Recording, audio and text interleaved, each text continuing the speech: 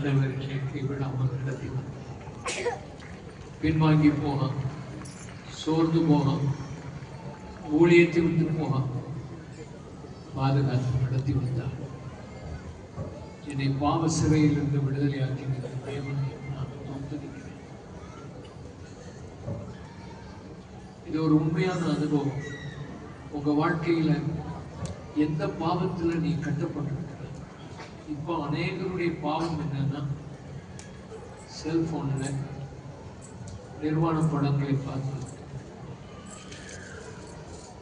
அந்த பாவத்துல சிக்கிக் கொண்டவன் வெளியே வர முடியாது. இங்க யாராவது இருந்துட்டீங்கன்னா இந்த சிறையிலிருந்து கர்த்தர் உங்களை விடுதலையாக்குவார். சங்கீதம் 142:7 வாசிப்போம். உமது நாமத்தை நான் துதிக்கும்படி, நான் உமது நாமத்தை துதிக்கும்படி என் ஆத்துமாவை காவலுக்கு நீங்களாக்கி விடும். என் ஆத்மாவை காவலுக்கு நீங்களாக்கி விடும். ஆத்மா சிறைப்பட்டு போயிருக்கிறது. ஆத்மா சொன்னா என்னது? உன் மனசு, உன் சித்தம், உன் உணர்வு. இந்த 3 தான் உன் ஆத்மா. மனசு முழுசும் ஆண்டவர் மேல இல்லை. உன் உணர்வுகள் ஆண்டவர் மேல இல்லை. உன் சித்தம், நான் இதைத்தான் செய்யணும் என்று சொல்லுகிற சித்தம். மனிதனை ஆண்டவர் படைக்கும் போது சுய சித்தத்தின்படி படைத்திருக்கிறார். யாரையும் ஆண்டவர் கம்பல் பண்ண மாட்டார். உனக்கு என்ன விருப்பமானாலும் நீ செய்துக்க, அதை அனுபவிக்கணும் நீ தான். ஆனா உனக்காக நான் ரத்தம் சிந்தி உன்னை ரட்சிப்புக்குள்ள நான் கொண்டு வந்திருக்கேன். விசுவாசித்தால் உனக்கு ஆக்கினை தீர்ப்பு இல்லை. ஆத்மாவை காவலில் இருந்து விடுதலை நோக்கிக்கொள். கர்த்தருடைய ஆவியானவர் இயேசுவின் மேலே இருந்தார். எதற்காக இருந்தார்? சிறைப்பட்டவர்களை விடுதலையாக்க, கட்டுண்டவர்களுடைய கட்டுகளை அவிழ்க்கத்தான் இயேசு வந்தார்.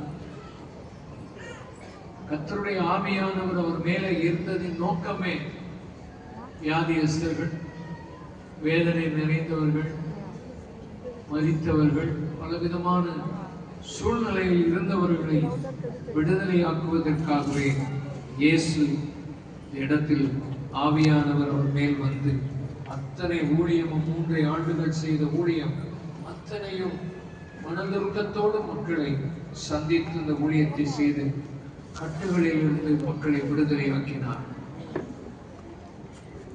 அப்போஸ்தலர் நடபடிகள் 12:5-7 வாசிக்கும் போது, பேதுரு சிறையிலே கட்டப்பட்டவனாய், சங்கிலிகளினால் பிடிக்கப்பட்டவனாய், அவன் தலை வெட்டப்படுவதற்காக ஏரோது அதை செய்வதற்கு காத்திருந்தான். ஆனால் சபையார் ஊக்கமா ஜெபம் பண்ணார்கள். சபையினுடைய ஜெபம் ரொம்ப அற்புதமானது. சிறையில் இருக்கிற மக்களை விடுதலையாக்கக்கூடிய வல்லமை சபையின் ஜெபத்துக்கு உண்டு. பாரத்தோடு ஜெபம் பண்ணார்கள். நடந்தது என்ன? திடீரென்று ஒரு தூதன் சிறைச்சாலையிலே தோன்றினான். அவனை தட்டி எழுப்பினான். சிறைச்சாலையில படுத்திருக்கிறான். கர்த்தரை ஏற்றுக்கொண்டபடியினால், கர்த்தரை நம்பினபடியினால் நல்லா தூங்கிட்டு இருக்கிறான். 4 காவல் ஆளிகள் அவனை சங்கிலி போட்டு கட்டி 4 பேர் முடிச்சிருக்கிறான். கட்டப்பட்டவன் தூங்கிக்கிட்டு இருக்கிறான். அவனை தட்டி தான் எழுப்ப வேண்டியிருக்கு. காரணம், அந்த இளைப்பாறுதலை ஆண்டவர் தருவார்.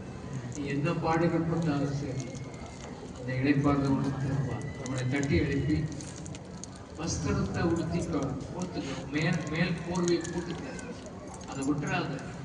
உன் பாதரட்சியை கூட இருக்குது, அதையும் விட்டுறாத, எடுத்துக்க, வா என் கூட வா. 1ஆம் காவல், 2ஆம் காவல், இரும்பு கதவு அதெல்லாம் தானா திறவுண்டது. கூன் என்ற ஒரு ஊழியர் சீன தேசத்தில் சிறையில் கட்டப்பட்டு அவன் காலை அடிச்சு உடைச்சிட்டாங்க. அந்த சிறைச்சாலையில் அவன் போன போது நிறைய பேர் ரட்சிக்கப்பட்டாங்க. அதை பார்த்துட்டு அவனை தனியா ஒரு அறையில போட்டு அவன் காலை உடைச்சிட்டான். முட்டுக்கு கீழே அவ்வளவு நொறுங்கி போச்சு. ராத்திரி முழுசு ஜெபம் பண்ண, ஆண்டவரே வேதனை தாங்க முடியலையே, என்ன செய்யணும், எப்படி நான் தப்ப முடியும், இதிலிருந்து என்னை கொடுமைப்படுத்துறாங்க. ஆண்டவர் அந்த சிறையில் இறங்கி வந்தார். நீ எழுந்து நட சொல்ற. ஆண்டவரை காக உடைச்சி நொறுக்கியிருக்காங்க. எப்படி நான் இல்லை, நீ எழுந்து நடந்த போது அந்த கதவு தானா திறந்தது. வெளியில துப்பாக்கி வச்சு காவலர்கள்லாம் நின்றுட்டு இருக்கிறான். இவன் போறதை பார்க்கலாம். ஆனால் அந்த காவலாளர்களுக்கு கண்ணு தெரியல. அவன் துப்பாக்கி வச்சுக்கிட்டே நிற்கிறான்.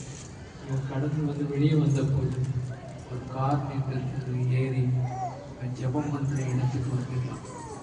இந்த ரூம் ஒரு 5 வருஷத்துக்கு முன்னால் என்னை வந்து சந்திச்சார். சர்ச்சில் வந்து சந்திச்சார். ஒரு நேரம் பார்த்து இன்னைக்கு அவர் உலகம் எங்கிலும் ஆண்டவருடைய ஊழியத்தை செய்து வருகிறார். அருமையானவர்களே, ஆண்டவர் இன்றைக்கு உயிரோடு இருக்கிறார். கைகளை வைத்து கத்திர துதிப்போம். நிறைய பேரை பிடிச்சி சிறையில் போடுவாங்க. போடட்டும், கதவு திறக்கும். எத்தனை பேர் விசுவாசிக்கிறீங்க? கர்த்தர் அற்புதங்களை செய்வார் இந்த நாட்கள்ல. அந்த நாட்களுக்குள்ள ஆண்டவர் நம்ம கொண்டு வந்திருக்கிறார். எத்தனை பேர் விசுவாசிக்கிறீங்க? நல்ல கைகளை உயர்த்தி, ஆண்டவரே நீர் பெரிய காரியங்களை எங்களுக்கு செய்வீராக. ஆண்டவருடைய நாமம் மகிமைப்படுவதாக. அப்போஸ்தலர் நடவடிக்கைகளில் நம்ம பார்க்கிறோம். பவுல் சிறையில் இருந்தான். சிறையில் இருந்த போது அவர்கள் அழுது கொண்டிருக்கவில்லை. அவர்கள் நல்ல கர்த்தரை துதித்து ஸ்தோத்திரம் பண்ணினார்கள், பாட்டு பாடினார்கள், துதித்தார்கள். காவலில் வைக்கப்பட்டவர்கள் கேட்டுக்கொண்டிருந்தார்கள். இதுவரைக்கும் எத்தனையோ பேர் சிறைக்கு வந்திருக்கிறாங்க. அவங்க பாட்டெல்லாம் பாடல. அவங்க சபிச்சுக்கிட்டு இருந்தாங்க. அவங்க வேதனையில் அழுதுகிட்டு இருந்தாங்க. எப்போ வெளியே போகணும்? இவங்கள உள்ள வந்து காயம், உடம்பெல்லாம் காயம். ஆனா கர்த்தரை துதிச்சு பாடுறாங்களே, அதுதான் தேவனுடைய பிள்ளைகள். தேவனுடைய பிள்ளைகளுக்கு எல்லாம் தொட்டதெல்லாம் பொண்ணா மாறினாரு. உனக்கு காயங்கள் வரலாம், உனக்கு போராட்டம் வரலாம், உனக்கு அடிகள் விழலாம். ஆனாலும் கர்த்தரை துதிச்சு நீ பாடும் போதுதான் ஆண்டவர் சிறையின் கதவுகளை தகர்ப்பார். கட்டுகள் எல்லாம் தானாய் கலந்து விடும். இந்த அற்புதங்களை நீங்கள் இந்த நாட்களில் காண்பீர்கள். ஆண்டவரால் முடியாத காரியம் ஒன்றில்லை. அப்படிப்பட்ட நாட்கள் வருகிறது. சடுதியில் சிறையின் அஸ்திவாரங்கள் அசைந்து பூமி அதிர்ந்தது. கதவெல்லாம் திறந்தது. கர்த்தர் சிறையிருப்பை ஆண்டவர் மாற்றுவாராக. அல்லேலூயா. உனக்கு நான் என்ன செய்வதென்றால், தண்ணீர் இல்லாத குழியிலே அடைபட்டிருக்கிற உன்னுடையவர்களை உடன்படிக்கையின் இரத்தத்தினால் விடுதலை பண்ணுவேன் என்று சகரியா 9ஆம் அதிகாரம் 12ஆம் வசனம் 11ஆம் வசனத்தில் சொல்லி இருக்கிறது. நம்பிக்கையுடைய சிறைகளே அரணுக்கு திரும்புங்கள், உங்களுக்கு நான் இரட்டிப்பான நன்மைகளை தருவேன். பாடுபடுகிறீர்களா? கஷ்டப்படுகிறீர்களா? அழுத்தப்படுகிறீர்களா? ஆண்டவர் உங்களை சிறையிருப்பிலிருந்து திருப்பி இரட்டிப்பான நன்மைகளை கர்த்தர் இந்த ஆண்டில் உங்களுக்கு தருவார். யோபின் சிறையிருப்பை கர்த்தர் மாற்றினார்.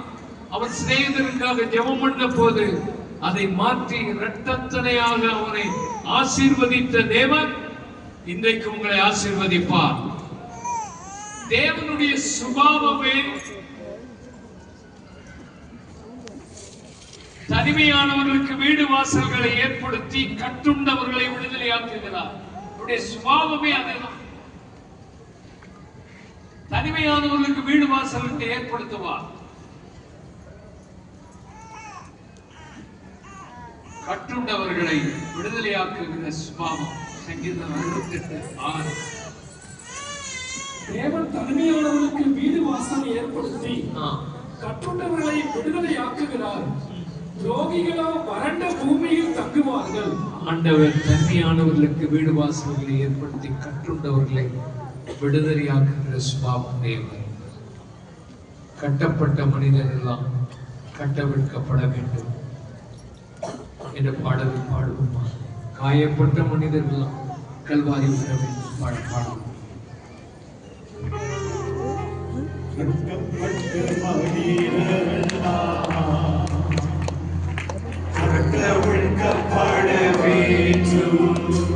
ஆளுகள் எல்லாரும்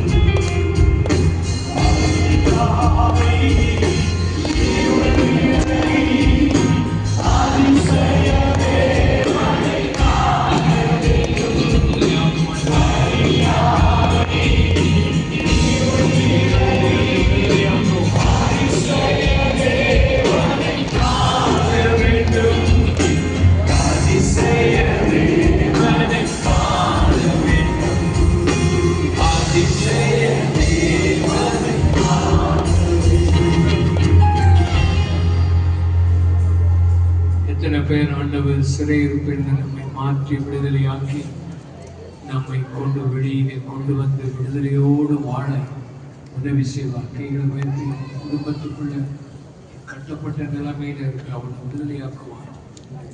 அவன் தொழிலில் கட்டப்பட்ட நிலைமையில இருக்கிறான். என்னதான் சொன்னாலும் செய்தாலும் விடுதலையை காண முடியும். ஊழியத்துல கட்டப்பட்டவர்களா இருக்கிற வீட்டுல வாழ்க்கையில இந்த செய்தியை கேட்டுக்கொண்டிருக்கிற முன்னை ஆண்டவர் நிச்சயம் இந்த ஆண்டு சிறையிருப்பை திருப்புவார். அல்லேலூயா சொல்லுங்க. ஒரு அல்லேலூயா. பின்னால மேல அங்க இருக்கிறவங்க எல்லாம் அவர் கை வைத்து ஒரு அல்லேலூயா சொல்லுங்க. ஆண்டவருடைய கரம் அந்த ரிவைவல் சென்டர்ல இருக்கிறவங்க, லைஃப் சென்டர்ல இருக்கிறவங்க, அந்த சண்டே ஸ்கூல்ல இருக்கிறவங்க, கீழ்ப்பகுதியில வெளியில இருக்கிறவங்க அத்தனை பேரையும் ஆண்டவர் ஆசீர்வதிப்பாராக. உங்க பேரில் நினைத்திருக்கிற நினைவுகளை அறிவேன். கர்த்தர் நம்ம பேர்ல நினைவு வைத்திருக்கிறார். உங்களுக்கு ஒரு திட்டம் வைத்திருக்கிறார். உங்க மேல ஒரு பர்பஸ் இருக்குது. அது யூனிக் பர்பஸ். வேற யாருக்கும் அந்த காரியத்தை ஆண்டவர் செய்ய முடியாது. நமக்குன்னு ஒரு பர்பஸ் வச்சிருந்தார். இந்த பட்டணத்துக்கு வந்த போது ஒண்ணுமே இல்லாம இருக்கும்போது ஒண்ணுமே தெரியாது. இந்த பட்டணமே எனக்கு தெரியாது, தெருக்கள் தெரியாது. ஆனா ஒரு பர்பஸ் வச்சிருந்தார். இந்த பர்பஸ் படிதான் ஆண்டவர் நடத்த. Unique purpose. நிறைய பேர் இவ்வளவு பெரிய கட்டடத்தை கட்டணும்னு நினைச்சாலும் முடியாது. பர்பஸ் இருக்கணும். அந்த பர்பஸ் இருந்தா தான் ஆண்டவர் அதை செய்வார். Unique purpose. நம்ம திறமையினால அல்ல, அது ஆண்டவருடைய அந்த பர்பஸ் இருக்குது. ரெண்டாவது, உன் மேல பெரிய நோக்கம் வச்சிருக்கிறார். சாதாரண நோக்கம் அல்ல. நீ சாதாரணமான ஆள் அல்ல. உன் மேல பெரிய நோக்கத்தை ஆண்டவர் வச்சிருக்கிறார். நல்லா யோசிப்பா. பெரிய நோக்கம். நான் சாயல்புரம்னு ஒரு ஊர்ல படிச்சேன். சின்ன கிராமம். இங்கிலீஷ் பேச தெரியாது. படிப்பு சரியா படிக்க வருவனா படிக்கல.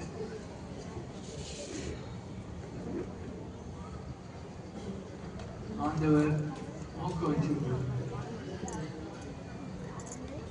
இப்போ உலகம் போக அந்த பெரிய பெரிய யூனிவர்சிட்டியில போய் பேச அவன் உட்கார்ந்து அமைதியா கேட்டு பர்பஸ் இருந்தா எந்த ஊர்ல பிறந்தாலும் எந்த இடத்துல பிறந்தாலும் சரி கர்த்தர் எடுத்து பயன்படுத்த முடியும். ஒரு தெய்வீக நோக்கம் ஆண்டவர் உங்க மேல வச்சிருக்கிறார். Divine purpose. அந்த தெய்வீக நோக்கத்தை தான் நிறைவேற்றணும். அடுத்தது அது நித்திய நோக்கம். ஏதோ டெம்பரரியா ஒரு காரியத்தை செய்துட்டு போறதுக்கு ஆண்டவர் நம்மை அழைக்கல. நித்திய நோக்கத்தை ஆண்டவர் நமக்கு வைத்திருக்கிறார். அதனால் உன் பேரில் ஆண்டவர் நினைத்திருக்கிற நினைவுகள் பெரிய நினைவுகள். யோசேப்பு 30 வயதுல அவனை ஒரு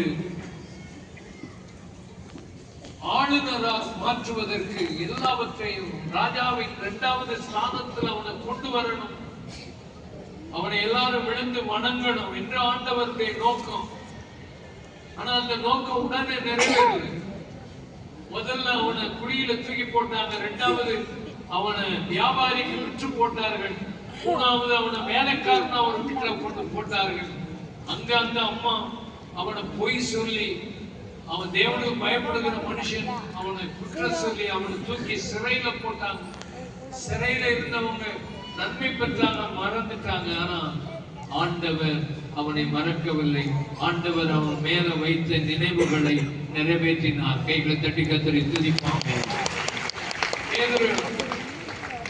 பேதுருவை நாம் பார்க்கிறோம், அவனை பிசாசு செலவுல புடைக்கிற மாதிரி நான் புடைப்பேன் என்று ஆண்டவர்கிட்ட உத்தரவு கேட்டு அவனை புடைக்க அவன் உத்தரவு பெற்றுக்கொண்டு அவன் 3 தரம் மறுதளிக்கிறான். கடைசியில ஒரு வசனம் இருக்குது, 1 மணி நேரத்துக்கு பின்பு 2 தடவை ஏற்கனவே மறுதளிச்சுட்டான். பிறகு 1 மணி நேரத்துக்கு பிறகு வந்து ஒரு வேலைக்காரிக்கு முன்னால அவன் மறுதளிக்கிறான். அவனுக்கே நம்பிக்கை போயிட்டு இனிமே இயேசுவுக்கு ஊழியம் செய்ய முடியுமா, மீன் பிடிக்க போவோம். அப்படிப்பட்ட பேதுருவை ஆண்டவர் பார்க்கும் போதே, நீ பேதுருவா, நீ ஒரு கல், ஆகையினால நீ வெளிப்பாடு பெற்றவன் என்று சொல்லி அவன் படகுல இருந்து குதிச்ச போதும் தண்ணிக்குள்ள போன போதும் ஆண்டவர் அவனை தூக்கி மறுபடியும் எடுத்து கடல்ல நடக்க வைத்து, அல்லேலூயா, அவனை ஒரு அப்போஸ்தலனா மாற்றுவதற்கு அவன் பின்னாலேயே போய், நீ என்ன நேசிக்கிறாயா நேசிக்கிறாயா ஆண்டவர் கேட்டு அவனை ஒரு பிரசங்கத்துல 3000 பேர் ரட்சிக்கப்பட்ட ஒரு பெரிய அர்ப்பணிப்பு, ஒரு அப்போஸ்தலனுடைய அர்ப்பணிப்பு அவனுக்கு வந்தது. எப்படி ஆண்டவர் அவன் மேல ஒரு திட்டம் வைத்திருந்தார், ஒரு நோக்கம் வைத்திருந்தார். நோவாவை ஆண்டவர் தெரிந்து கொண்டார். முழு உலகமும் அழிக்கப்படும் போது அவனையும் அவன் குடும்பத்தையும் காப்பாற்றணும், அவன் மூலமாக இந்த சந்ததி உருவாகணும் ஒரு திட்டம் வைத்திருந்தார். வேலையை உண்டு பண்ணு, மழை வரும், வெள்ளம் வரும். நோவா சொல்லல, மழை முதல்ல வரட்டும், அதை பார்த்துட்டு நான் பேழையை கட்டுறேன் அப்படின்னு சொல்லி இருந்தானா நோவாவும் அந்த ஜலப்பிரளயத்தில் அழிஞ்சு போயிருப்பான். ஆனா விசுவாசத்தோட ஆண்டவர் சொன்னதுபடி ஒரு பேழையை, மழை வராட்டான்னு கேட்டுனா மழை வந்தது. அவன் குடும்பம் தேவனுடைய கிருபை கண்டது. விசுவாசிகளே, தாமதம் உங்க வாழ்க்கையில நடக்கலாம். Delay is not denial. தாமதம் வந்து உங்க வாழ்க்கையில மறுப்பு அல்ல. தாமதமாக சில காரியங்கள் நடக்கலாம். இயேசு லாசருவின் வீட்டுக்கு அவன் வியாதியா இருக்கும் போதே சொல்லி அனுப்புனாங்க. ஆனா அவர் 4 நாள் பிந்தி வந்தார். முந்தி வந்திருப்பார்னா அந்த ஜுரமோ எந்த வியாதியோ நீக்கி இருப்பார். ஆனா பிந்தி வந்ததுனால 4 நாளா நாரி போன அந்த சரீரத்தை லாசருவை வெளியே வா என்று உயிரோடு எழுப்புகிற அந்த அற்புதம் அவர் பிந்தி வந்ததுனால நடந்த. சில நேரம் ஆண்டவர் சில காரியங்களை பிந்தி போடுவார். அதனால ஆண்டவர் என்ன மறுத்துட்டார், எனக்கு உதவி செய்ய மாட்டார் என்றல்ல. கண்டிப்பா தாமதமானாலும் உங்கள் வாழ்க்கையில ஆண்டவர் உங்க மேல நினைத்திருக்கிற நினைவுகள் பெரியது என்று நீங்கள் ஒத்துக்கொள்ள வேண்டும். காத்திருக்கிறது இருதயத்தை இழைக்கப்படும். ஒரு காரியம் நடக்கணும்னா உடனே நமக்கு நடக்கணும். எல்லாமே திடீர்னு தான் இருக்குது. எல்லாம் சாப்பாடு எல்லாம் திடீர்னு உடனே போட்ட உடனே வந்துடணும், சாப்பிட்டு திடீர்னு போயிருக்கணும். எல்லாமே திடீர். நகர்கள், சில நகர்களுக்கு பேரே என்ன நகர்? திடீர் நகர். திடீர்னு வந்துட்டு நகர் புறப்போக்குல போய் எல்லாத்தையும் கட்டி திடீர்னு ஒரு நகர் வந்துட்டு சபையெல்லாம் நடத்துறது லேசு இல்லை. இதெல்லாம் 52 ஆண்டுகள் இந்த சபை ஆண்டுகள் நடத்துகிறோம். 52 ஆண்டுகள் பாடுகள் கஷ்டங்களாலும் ஆண்டவர் நடத்தினார். திடீர் ஊழியக்காரர் வந்து திடீர்னு ஊழியக்காரர் ஆயிஷா உங்களுக்கு ஒன்றும் செய்ய முடியாது. ஜெபம் பண்ணணும், காத்திருக்கணும். கர்த்தருக்கு காத்திருக்கிறவர்களே நீங்கள் என்ன செய்வீர்கள்? புது பலன் அடைவீர்கள். கழுகுகளை போல செட்டைகளை அடித்து இழப்பு ஓடினால் நீங்க இடைப்பட மாட்டீங்க. நடந்தாலும் சோர்ந்து போக மாட்டீங்க. தாவீது ராஜாவா மாறுறது உடனே மாறல. ஆட்டு மந்தையை மேய்த்து வனாந்தரத்துல இருந்தான். அவன குடும்பமே ஒதுக்கி இருந்தது. அவன் பின்பு மேய்ப்பனாக இருந்தவன். சவுல் இடத்துல போய் அவன் வேலைக்காரனா வேலை செய்யறான். சவுல் அவனை கொல்லுவதற்கு திட்டம் வைத்திருந்தான். அவனுக்கு கீழே ட்ரைனிங் எடுத்துக்கிட்டு இருக்கான். ராஜாவா இருக்கிறது. உன்னை கொல்ல நினைக்கிறவனை கொண்டே ஆண்டவர் உன்னை ஆசீர்வதிப்பான். ஆகையினால இந்த தாவீது குகைகள்ல போனா, மலைகள்ல போனா, வனாந்தரத்தின் பாதைகள்ல எல்லாம் போனான். ஆண்டவர் தாவீது உயர்த்தினான். ஆடுகளின் பின்னாலே உன் வாழ்க்கையில உன்னை உயர்த்துவதற்கு ஆண்டவர் ஒரு நினைவு வைத்திருக்கிறார் என்பதை மறந்து விடாதீர்கள். தாமதமாக சில நேரங்களில் காரியம் நடக்கும், ஆனால் பெரிய காரியங்களை ஆண்டவர் செய்வான். குழந்தை சாமுவேல் பிறந்தான். அன்னாள் அழுதாள். தாமதமானாலும் ஒரு தீர்க்கதரிசி ஆண்டவருக்கு ஏற்ற காலத்தில் தேவைப்பட்டது. அதே போல சகரியா எலிசபெத் குழந்தை இல்லை,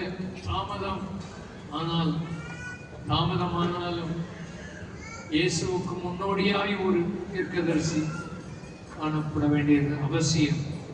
ஆண்டவர் அப்படி செய்தார். தேவன் பெரிய காரியங்களை செய்தார். சிம்சோனுடைய தாய் தகப்பன் தாமதமானது.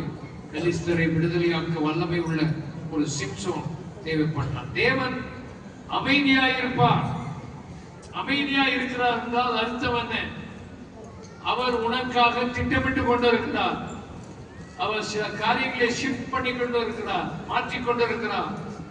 சில காரியங்களை அவர் அசைத்து மூவ் பண்ணி கொண்டிருக்கிறார். அவர் சைலண்டா வேலை செய்வார். நம்ம தான் சத்தம் போட்டு அப்படி இப்படி குதிச்சு ஏதாவது செய்ய பார்ப்போம். ஆண்டவர் நீ அமர்ந்திருந்து நானே தேவன் என்று அறிந்து கொள். சைலண்டா இரு, அமைதியாயிரு, பொறுமையாயிரு. சைலண்டா ஆண்டவர் உனக்கு வேலை செய்து நினைவாயிருக்கிறார். தாமதமானாலும் சோர்ந்து போகாதே. காத்திருந்து இருதயத்தை இழைக்க பண்ணிவிடாதே. அமைதியை கண்டு ஓடிவிடாதே. ஆண்டவர் சைலண்டா இருந்தாலும் பாசிபிளா இருக்கிறத இம்பாசிபிளா இருக்கிறத பாசிபிளா மாற்றுவார். தாவீது ஆபிரகாமுக்கு ஆண்டவர் பேசாமலே இருந்துட்டாரு. 25 வருஷம், 75வது வயசுல வாக்குத்தத்தம் பண்ணார். அமைதியாயிட்டார். ஏன் அமைதியானார்? 86 வயசுல அவன் வரும்போது இஸ்மவேலனை பெற்றெடுத்துட்டான் ஆபிரகாம். அப்ப அவனுக்கு பலன் இருக்குது. பலன் எல்லாம் சாவு வரைக்கும் ஆண்டவர் பொறுமையா காத்திருந்து அமைதியா இருந்து 100வது வயதுல சாராளுடைய கற்பத்தையும் உயிர்ப்பித்தார். ஆபிரகாமுடைய செத்த சரீரத்தை உயிர்ப்பித்தார். அமைதியாக இருந்து அவர் காரியங்களை செய்வார். இந்த சர்ச்சை கட்டணும்னு சொல்லி ஆண்டவர் பேசி 20 ஆண்டுகளுக்கு மேலாச்சு. என்னதான் போராடினாலும் சரி, என்னதான் செய்தாலும் மொத்தமா எல்லாமே போனது போல இருந்துச்சு. இதெல்லாம் இந்த இடத்தெல்லாம் எடுத்துட்டாங்க. எத்தனையோ கேஸ் ஒன்றும் நடக்கல, ஒரு முன்னேற்றம் கிடையாது. நானும் உலகம் எல்லாம் சொல்லிட்டு போயிட்டு 50,000 பேர் உட்கார்ந்து இடத்தை கட்டிக்கிட்டு ஒவ்வொரு தடவை போகும்போது என்னாச்சு கேட்பாங்க. என்னமோ ஆண்டவர் அமைதியா இருக்கிறார். ஆண்டவர் செய்வார் செய்வார் செய்வார். என்கிட்ட ஒருத்தர் கேட்டாரு, மேலே இருந்து மிஷினரி கேட்டார், அப்பா எத்தனை ஆண்டுகள் ஆயிடுச்சு நீ சொல்லி உண்மையா தான் சொல்றியா இல்லாட்டா அது நீ சும்மா ஆட்களை ஏமாத்திட்டு இல்லையான்னு கேட்டார். நான் சொன்னேன், சார் உண்மையாக தான் அது நடக்கும், அது நடக்கும். ஆகஸ்ட் மாதம் அவர் வீட்டை போய் அவர் வயசாகி உட்காந்துருக்கார். ஒரு வயதானவருடைய ஹோமுக்கு போகிறதுக்கு கணவன் மனைவி பேசி உட்காந்துருக்காங்க. அவர்கிட்ட போய் இந்த வீடியோவை காமிச்சு அவரை அப்படியே அசைக்கு போயிட்டார். ஆண்டவர் இப்படி செய்திருக்கிறாருமா, நாங்களாம் நினைச்சோம் இது நடக்குமா. ஆண்டவர் அமைதியாக இருந்தாலும் வேலை செய்துக்கிட்டே தான் இருக்கார். பெரிய காரியங்களை செய்வோம். நேர்மையை வைத்து கற்றுக்கிறோம். ஆண்டவர் நம்ம இன்னும் அமரப்போவதில்லை. இன்னும் ஒரு லட்சம் பேர் இருக்கிறது கட்டணும். இத்தனை பேர் விசுவாசிக்கிறோம். கட்டட நிதியெல்லாம் முடிஞ்சு போச்சுன்னு நினைக்காதீங்க. கட்டட நிதி கட்டடம் கட்டினாலும் சரி கட்டாட்டாலும் சரி இவ்வளவு பெரிய இடம் இருக்குது. இந்த ஆத்மாக்கள் வருவார். எத்தனை பேர் விசுவாசிக்கிறீங்க? நம்மலாம் இப்படி வருவோம்னு யாராவது நினைச்சோமோ? இல்லை. ஆண்டவர் இவ்வளவு சேர்த்து ஆண்டவர் பெரிய காரியங்களை ஆண்டவர் செய்வார். அதனால் ஆண்டவர் சைலண்டா இருப்பார். நாம் வேண்டிக் கொள்கிறதற்கும் நினைக்கிறதற்கும் மிகவும் அதிகமாய் நமக்குள்ளே கிரியை செய்கிற வல்லவன் அவர் செய்ய வல்லவராய் இருக்கிறார். ஆமென். ஆபகுக்கு 2:3 வாசித்தால் தரிசனம் நிறைவேறுவதற்கு குறித்த நாள் இருக்கிறது. குறித்த நாள் ஒன்று இருக்கிறது. தரிசனம் நிறைவேறும் குறித்த நாள். நீ அதை எழுதி போடு என்று எழுதப்பட்டிருக்கிறது. ஆண்டவர் ஆபகுக்கோடு பேசுகிறார். விசுவாசத்தினால்தான் நீ பிழைப்பாய். அவன் ஆண்டவரை கேள்வி கேட்டுக்கிட்டு இருக்கிறான். ஆண்டவரே, துன்மார்க்கர்கள் எல்லாம் பெருகி நீதிமான்களை அழித்துக் கொண்டிருக்கிறார்களே, நான் எவ்வளவு காலம் ஜெபம் பண்ணுவது? எவ்வளவு காலம் நான் இப்படி இருப்பது? எவ்வளவு காலம் இப்படி இருப்பது? ஆண்டவர் அவனோடு பேசுகிறார். அவன் டவர்ல ஏறி போய் ஜெபம் பண்ணுகிறான். அவனுக்கு குறித்த காலத்துல உனக்கு தரிசனம் நிறைவேறும். Do not give up. Do not discourage. உன் வாழ்க்கையில சோர்ந்து போகாதே. ஆண்டவர் உனக்கு குறித்த தரிசனத்தை நிறைவேற்றுவார். ஆகினால் அவைகள் நிறைவேறும். ஆண்டவரும் மேல நினைத்திருக்கிறார். ஆமென். மறவாமல் நினைத்தீரையா, மறவாமல் உமக்கு நான் நன்றி சொல்லுகிறேன். இந்த பாடலை நாம் தாய் என்னை மறந்தாலும் நீர் என்னை மறப்பதில்லை, யார் என்னை வெறுத்தாலும் நீர் என்னை வெறுப்பதில்லை என்ற பாடலை பாடுவோம்.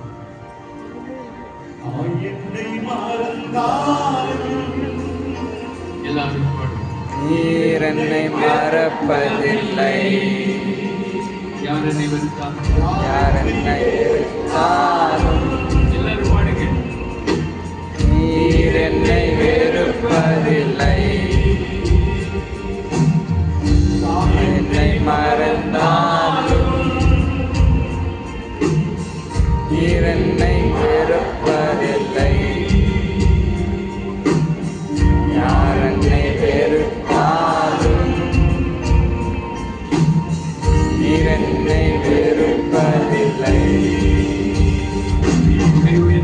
உலகையில் என்னை குறித்துக் கொள்ளை,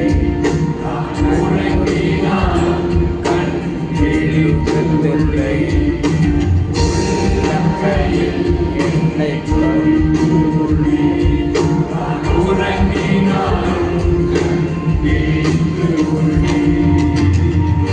இஸ்ரவேலை காக்கும் தெய்வம் ஒருவரும் இல்லை. இஸ்ரவேலை காக்கும் தெய்வம் ஒருவரும் இல்லை. ஆராதனை துதி ஆராதனை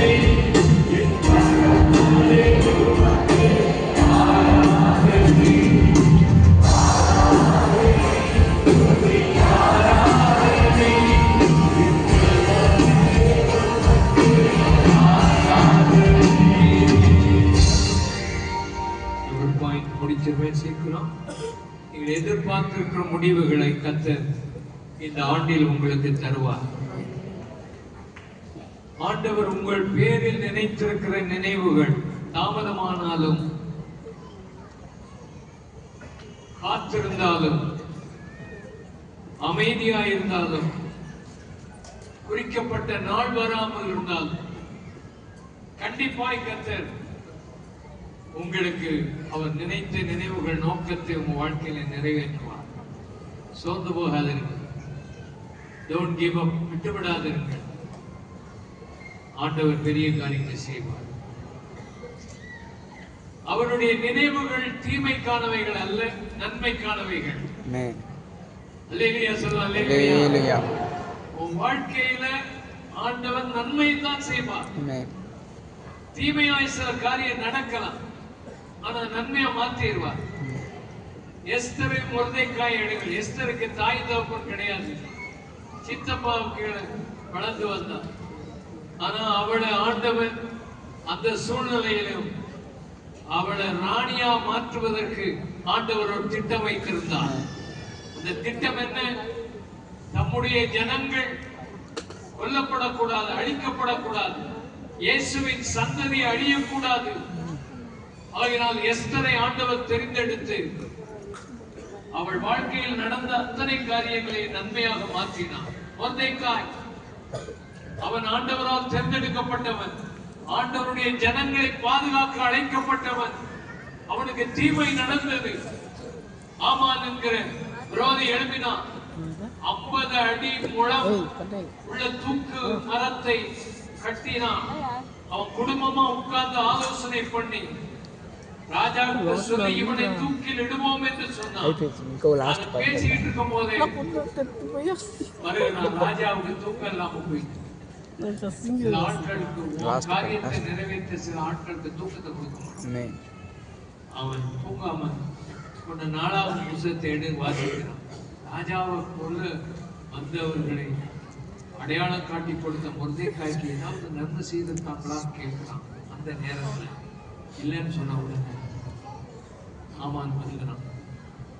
ராஜா கனம் பண்ற மனுஷனுக்கு என்ன செய்யணும்னு அவன் நினைச்சுக்கிட்டான். அவரை தான் நினைச்சு நல்ல பெரிய பெரிய காரியங்களை திட்டமிட்டு சொல்றான்.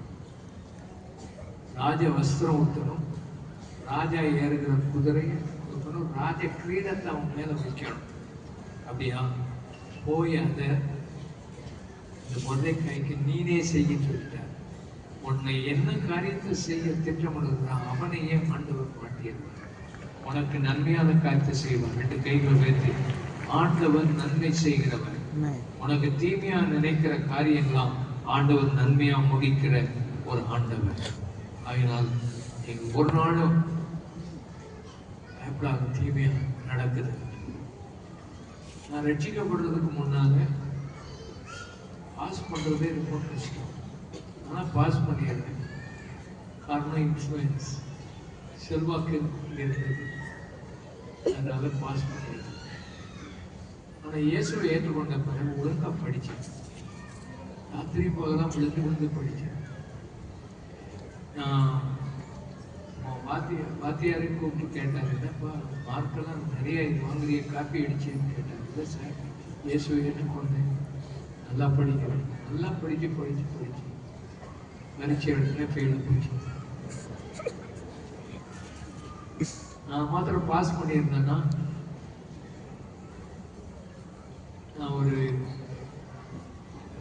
ஒரு பைபிள் காலேஜுக்கு போகிறதுக்கு திட்டமிட்டு எல்லாத்தையும் செய்து வச்சிருந்தேன். அட்மிஷன்லாம் கிடைச்சிட்டு டாக்டர் சாம் கமலேஷன் கிடைக்கும். அந்த வருஷம் அந்த நாள் அந்த மாதம் பிஏ பாஸ் பண்ணியிருந்தேன்னா நான் அந்த கல்லூரிக்கு போயிருப்பேன். ஒரு ஐயராக வந்திருப்பேன், சிலுவை போட்டுட்டு. ஒரு பிஷப்பாக இருந்திருப்பேன். ஏதோ கொஞ்சம் பேர் வச்சு நடத்தியிருக்கேன். ஆண்டவர் என்னை தலைகளை மாற்றி ஃபெயிலாக்கி அசம்பிளிஸ் ஆக்காடு கொண்டு வந்து அங்கே அபிஷேகத்தை நிறைவேற்றி என்னை ஆண்டவர் மாற்றி வைத்தார். அந்த வருஷத்துல என் பாடம் திட்டமெல்லாம் மாறி போச்சு. அந்த வருஷத்துல நீ அந்த பாடத்திட்டத்தையே படிக்க முடியாதுன்னு சொல்லிட்டாங்க. உட்கார்ந்து ஜெபமணி, ஆண்டவர் எனக்கு உதவி செய்ய இந்த பழைய பாடத்திட்டத்தையே இன்னும் ஒரு 6 மாசத்துக்கு கொடுங்கன்னு கேட்டு வாங்கி எழுதி பாஸ் பண்ணி அசம்பிளிஸ் ஆஃப் பைபிள் காலேஜில் போய் படிச்சுட்டு ஒரு சர்ச்சை ஆரம்பிக்கிற ஜெபமணி 2 வருஷம் என்ன செய்யணும்னு ஆண்டவர்கிட்ட கேட்டு ஜெபம் பண்ணி நான் ஒரு சுவிசேஷம் தான் போகணுன்னு தான் விரும்பினேன். ஆனால் அந்த பைபிள் கல்லூரிகளை படிக்கும் போது ஆண்டவர் சொன்னாங்க, நீ ஒரு சபையை இந்த தேசத்தில் பெரிய சபையை கட்டணும், அதுக்கு தான் உன்னை அழைச்சி என்னுடைய பாஸ்டரை மாற்றி விட்டார்.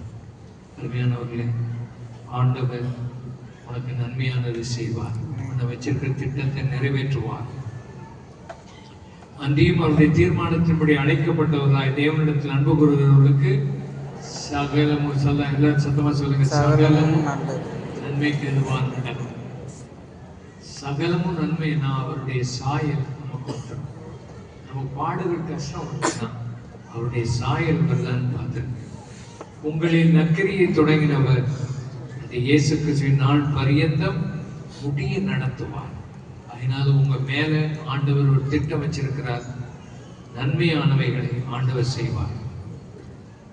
பூமியை பார்க்கலாம், வானம் எப்படி உயர்ந்திருக்குதோ அப்படி உங்கள் வழிகளை பார்க்கலாம், என் வழிகளும் உங்கள் நினைவுகளை பார்க்கலாம், என் நினைவுகள் உயர்ந்திருக்கிறது என்று ஆண்டவர் சொல்லுகிறார்.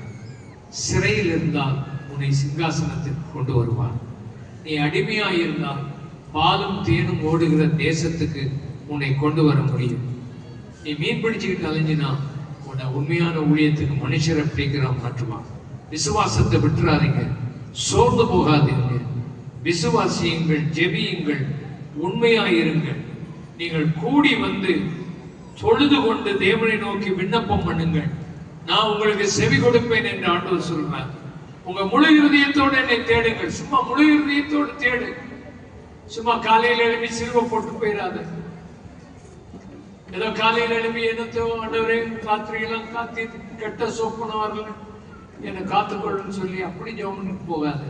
ஆண்டவர் சந்தி, ஆண்டவர் உன்னோட பேசணும். விடாம நீ ஜெபம் பண்ணி பாரு, அவர் உனக்கு காணப்படுவார், அவர் அற்புதமா உனக்கு தோன்றுவார். சுந்தர் சிங், சாது சுந்தர் சிங் ஜெபம் பண்றார். எனக்கு உண்மை தெய்வம் தெரியல, எனக்கு அவர் காணப்படணும், இல்லாட்டா லூதியானாவில் இருந்து வர்ற ட்ரெயின் 5 மணிக்கு என் வீட்டை பாஸ் பண்ணி போகுது, தலையை கொடுத்து இறந்துருவேன். ஆண்டவர் என் உண்மை தெய்வமானால் எனக்கு வெளிப்படும் என்று முழு இதயத்தோடு ஜெபம் பண்ணான். ஜெபம் பண்ண போது ஆண்டவர் சிலுவையின் காட்சியை கொடுத்து அவருக்கு எவ்வளவுதான் விஷம் கொடுத்து அவரை கொல்லணும்னு நினைச்சாலும் கொல்ல முடியாமல் உலகமெல்லாம் சுற்றி தீர்த்தார். காரணம் முழு இதயத்தோடு தேவனை தேடினார். கண்ணை மூடி ஜெபம் பண்ணுவோம். கண்ணை மூடி ஜெபம் பண்ணுவோம். நீ எதிர்பார்த்திருக்கும் முடிவை கர்த்தர் உனக்கு கொடுப்பார். உன் பேர்ல அவர் நினைத்திருக்கிற நினைவுகள் எல்லாம் அவர் அறிவார். உனக்கு ஒரு நல்ல திட்டத்தை வைத்திருக்கிறார். ஒரு நல்ல காரியம் ஆண்டவர் உனக்கு செய்ய ஒரு பிரேக் த்ரூ வரும். உன்னை எங்கெல்லாம் கட்டி உன்னை சிறப்படுத்தி இருக்காங்க அங்கெல்லாம் கர்த்தர் ஒரு விடுதலை இந்த ஆண்டில் உனக்கு தருவார். உன் பேர்ல ஆண்டவர் வைத்திருக்கிறதெல்லாம் சமாதானத்தின் நினைவுகள். உனக்கு நடக்கிறது சமாதானத்துல நடக்கும். நீ விட்டு விடாதே. முழு இதயத்தோடு தேடு, கர்த்தர் உனக்கு வெளிப்படும். அந்த உலகத்துல நமக்கு எவ்வளவுதான் என்னதான் இருந்தாலும் இயேசு இல்லாவிட்டாலும் நம்ம இந்த உலகத்துல எல்லாத்தையும் இழந்து போயிடுவோம். அதனால் இயேசு சீக்கிரம் வருகிறார். அவருக்காக வாழ்வோம். புதிய வருடத்தில் புதிய அர்ப்பணிப்பை நாம் செலுத்துவோம். ஜெபம் பண்ணுவோம். கொஞ்ச நேரம் ஜெபம் பண்ணுவோம். ஆண்டவரே, என் வாழ்க்கையை நீர் ஆசீர்வதிக்கணும். என் வாழ்க்கையை நீர் நடத்துவீர். பெரிய விடுதலையை தருவீர். நான் இன்னும் இயேசுவை ஏற்றுக்கொள்ளலை. நான் இயேசுவை ஏற்றுக்கொள்ளணும்.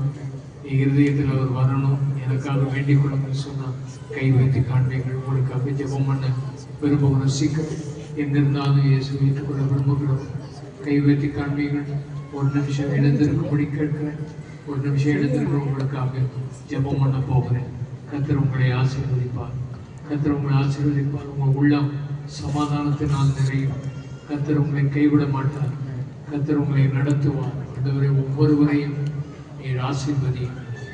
உங்களை நாமம் மகிமைப்படுத்த எழுந்து நிற்கிற அவருடைய உள்ளத்துக்குள் நீர் வாரும்.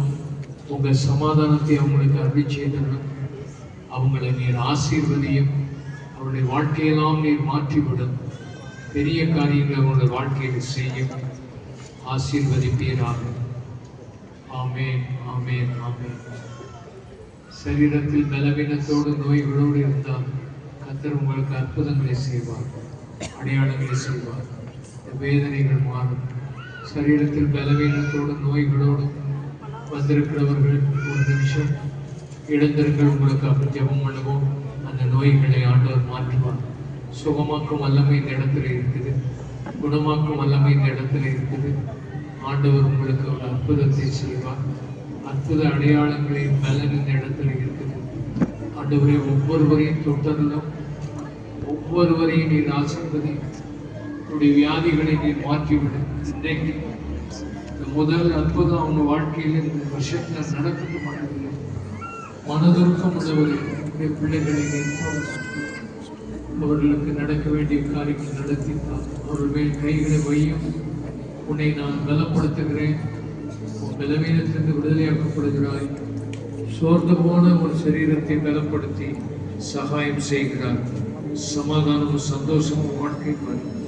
ஒவ்வொருவரையும் ஆசீர்வதியும் ஆண்டவரை பலப்படுத்தும்.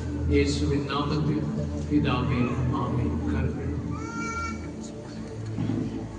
ஒரு மணி நேரமாவது தனி ஜெபம் செய்ய ஒப்பு கொடுப்போம். எல்லாரும் கைகள் வைத்து இந்த வருஷத்துல ஒரு மணி நேரமாவது ஜெபம் பண்ணக்கூடாதா என்று ஆண்டவர் சீசர்களை பார்த்து கேட்டார். தனியா போய் ஜெபம் பண்றேன், தனி ஜெபம். நானும் என் தேவனும் இந்த ஜெபம் நல்ல தனியா வீட்டுல ஜெபம் பண்ணலாம். ஆண்டவர் உங்களுக்கு கிருபை கொடுப்பார். வேதத்தை ஒரு முறையாவது வாசிக்க ஆண்டவர் கிருபை தருவாராக. கை வைத்து ஆண்டவரே, வேத புஸ்தகத்தை நான் ஒரு முறையாவது வாசிக்கணும். வாசித்து இடையில விட்டவர்கள் சந்தேகப்படாமல் வாசியுங்கள். ஆண்டவர் உங்களுக்கு உதவி செய்வார்.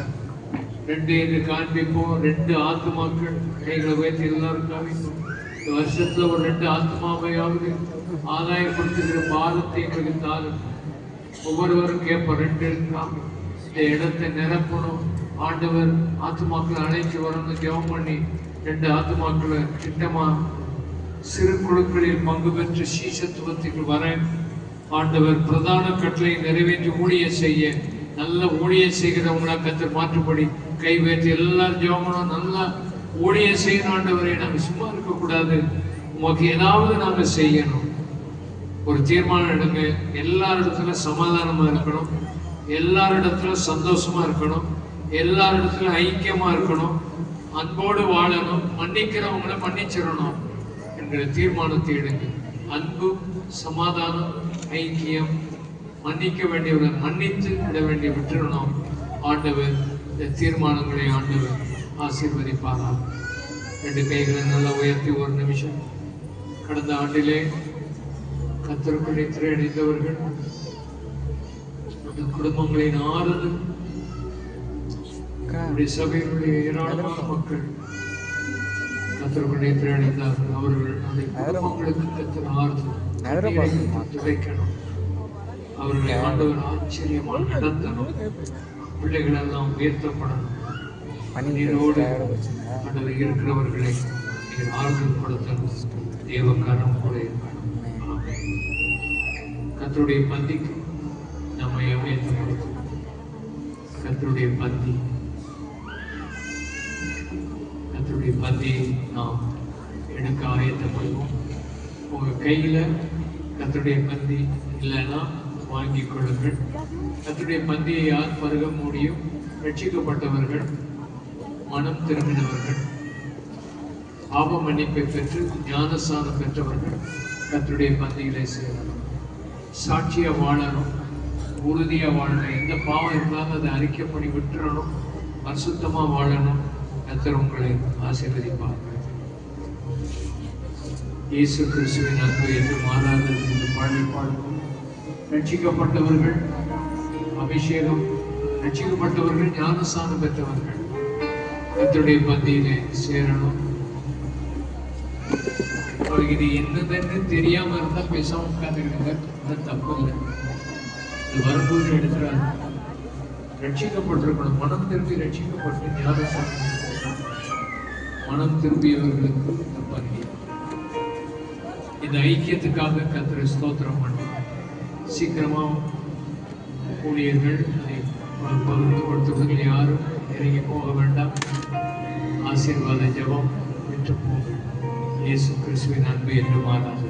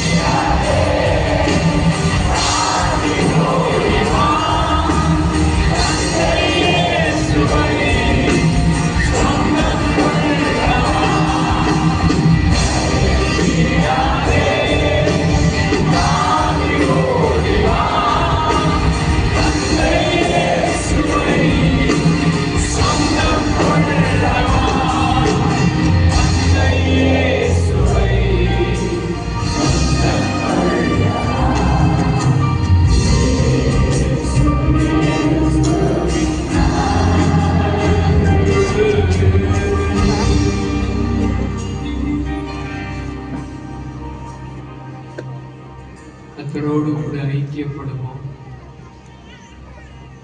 இந்த அப்பம் அவர் நமக்காக சிலுவை தன்னுடைய சரீரத்தை கொடுத்து மரித்தார். இந்த மரணத்தை நினைவு கூற இந்த அப்பத்தை புசிக்கிறோம். இந்த பாத்திரத்தை பானம் பண்ணும்போது நமக்காக திரு ரத்தத்தை சிந்தி சாத்தானை ஜெயித்து பாவங்களை மன்னித்திருக்கிறார். இதில் பங்கு பெறும்போது அவர் சீக்கிரமாய் வருவார் என்ற எண்ணத்தோடு, இதை புசிக்கும் போது அவரை நாம் அவரோடு ஐக்கியப்படுகிறோம் என்ற எண்ணத்தோடு பரிசுத்தமாக பங்கெடுப்போம். எந்த பாவம் இருந்தாலும் அதை அறிக்கை செய்வோம். எந்த பாவத்திலும் நிலைத்திராதீர்கள், ஆண்டவர் உங்களை மன்னித்து இறங்குவார். உங்களுக்காக விற்கப்பட்ட கர்த்தராகிய இயேசு கிறிஸ்துவின் சரீரத்தின் அடையாளம். எல்லாரும் அதை கையில உயர்த்தி பிடித்து தோத்திரம் பண்ணி அவருடைய மரணத்தை நினைவு கூர்ந்து பயத்தோடும் பக்தியோடும் ஒரே குடும்பமாக ஒரே சரீரமாக வித்தியாசமான ஆட்களாக இருந்தால் நாங்கள் உண்மையில் ஒன்று என்ற எண்ணத்தோடு நாங்கள் விசுவாசத்தோடு இதை நாங்கள் புசிக்க ஆயத்தப்படுகிறோம். உங்களுக்காக பிற்கப்பட்ட இயேசுவின் சரீரத்தின் அடையாளம். நம்ம எல்லாரும் சேர்ந்து அப்பத்தை புசிப்போம். உங்களுக்காக சிந்தப்பட்ட கர்த்தராகிய இயேசு கிறிஸ்துவின் ரத்தம், என்னை நினைவு கூறும்படி இதை செய்யுங்கள் என்று இயேசு சொன்னார். விலையேறப்பெற்ற ரத்தம் பொன்னினால் வெள்ளியினால் நாங்கள் மீட்கப்படவில்லை. விலையேறப்பெற்ற ரத்தம், இன்றைக்கும் வல்லமை உள்ள அந்த ரத்தம், இப்பொழுது நாங்கள் அதில் பங்கெடுக்கும் போது உம்மோடு இணைந்து உம்மை துதிக்கிறோம். எல்லாரும் சேர்ந்து இந்த பாத்திரத்தை பானம் பண்ணுவோம்.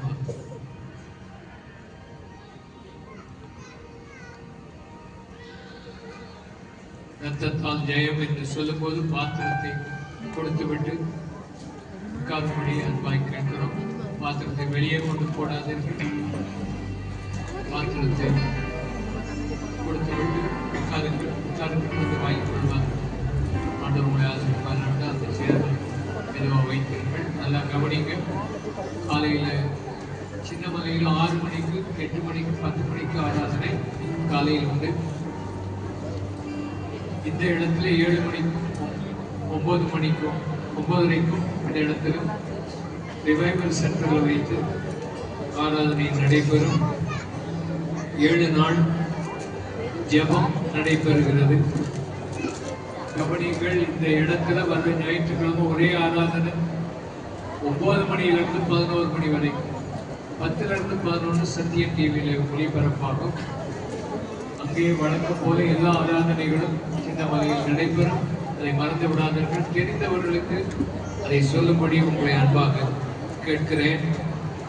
கடைசி ஜெபம் பாஸ்டர் ஜஸ்டின் அவர்கள் வந்து ஜெபம் பண்ணும்படி அன்பாக கேட்கிறேன். பாஸ்டர் ஹேலன் ஜான் ஆசீர்வாத ஜெபம் செய்யும்படி அன்பாக கேட்கிறேன். மற்ற உங்கள் அனைவருக்கும் மறுபடியும் நன்றி. பஸ்ஸுகள் ஒழுங்கு செய்யப்பட்டிருக்கிறது. இந்த பஸ்ஸுகள் கவனியங்கள் ஜேஎஸ்டி ரோடு வழியாக தாம்பரம், OMR வழியாக துறைப்பாக்கம், வேளச்சேரி வழியாக திருவான்மியூர், மேடவாக்கம், பெரும்பாக்கம் வழியாக ECR சோழிங்கநல்லூர் கவனித்து செல்லுங்கள். போக முடியாதவர்கள் ஆங்காங்கே வெளியில் இருக்கிற லைஃப் சென்டர்லேயும் அல்லாவிட்டால் அந்த சண்டே ஸ்கூல்லையும் நீங்கள் தங்கி மெதுவாக செல்லும்படி உங்களை அன்பாக கேட்கிறேன். இப்பொழுது பாஸ்டர் ஜஸ்டின் அவர்கள் ஜெபம் பண்ணி பாஸ்டர் ஆலன் அவர்கள் ஆசீர்வாதம் சொல்லும்படி அன்பாக கேட்கிறேன். நாம் எல்லோரும் இந்த ஆராதனையை ஆண்டவர் ஆசீர்வதித்தார். கரங்களை உயர்த்தி ஆண்டவருக்கு மகிமை செலுத்துவோம். இந்த ஆராதனை நடக்க ஆண்டவர் உதவி செய்ததற்காக உண்மை துதிக்கிறோம். எங்களோடு நீர் பேசின நல்ல வார்த்தைகளுக்காக உமக்கு நாங்கள் நன்றி சொல்கிறோம். ஆண்டவரே, நாங்கள் எங்களை அர்ப்பணித்து நாங்கள் சொல்லிக்கிறோம். ஆண்டவரே, உங்களுடைய கரங்களிலே ஆண்டவரே எங்களை ஒப்பு கொடுக்கிறோம். அப்பா ஆண்டவரே, நல்ல தீர்மானங்களை நாங்கள் எடுத்திருக்கிறோம். ஆண்டவரே, பழைய வருட செய்தியிலே முன்னேறி செல்லவும், அனலாக இருக்கவும், எழுப்பி பிரகாசிக்கவும் எங்களை நாங்கள் அர்ப்பணித்து நாங்கள் சொல்லிக்கிறோம். ஆண்டவர், எங்களை குறித்து ஒரு பெரிய நோக்கத்தை நீர் வைத்திருக்கிறீர். அதற்காக நாங்கள் உண்மை துணைக்கிறோம். எல்லாரும் ஆண்டவருக்கு நன்றி சொல்வோம். ஆண்டவரே, நன்மையான சமாதானத்துக்கு ஏதுவான நல்ல நினைவுகள் உங்களுடைய எண்ணத்தில் இருக்கிறபடியினால் உமக்கு நாங்கள் மகிமை செலுத்துகிறோம். ஆண்டவரே, தீமையான எந்த ஒரு எண்ணமும் இடத்துல இல்லை. ஆண்டவரே, எங்களை குறித்த ஒரு பெரிய நோக்கத்தை, பெரிய திட்டத்தை ஆண்டவர் நீர் வைத்திருக்கிறதற்காக உம்மை நாங்கள் நன்றியோடு துதிக்கிறோம். உமக்கு நாங்கள் மகிமை செலுத்துகிறோம். ஆண்டவரே, எங்களுடைய ஜெபங்களுக்கு பதில் வர தாமதமானாலும் கர்த்தர் நீர் பெரிய காரியங்களை செய்வீர், பெரிய அற்புதங்களை நீர் செய்வீர். ஆண்டவரே, நீர் சில நேரங்களில் அமைதியா இருந்தாலும் நீர் கிரியை செய்வீர். நீர் எங்களுக்கு அற்புதங்களை செய்வீர், விடுதலை நீர் கொடுப்பீர். ஆண்டவரே, உம்மை நாங்கள் உயர்த்துகிறோம். எங்களுக்கு இரட்டிப்பான நன்மைகளை கொடுக்கிறவர் ஆண்டவரே, எங்கள் மேலே ஆண்டவரே பெரிய காரியங்களை செய்து உம்முடைய நாமத்தை மகிமைப்படுத்துகிறபடியினால் உமக்கு நாங்கள் மகிமை செலுத்துகிறோம். ஹல்லேலூயா. நன்றி ஆண்டவரே, நன்றியோடு நாங்கள் உம்மை துதிக்கிறோம். உமக்கு நாங்கள் மகிமை செலுத்துகிறோம்.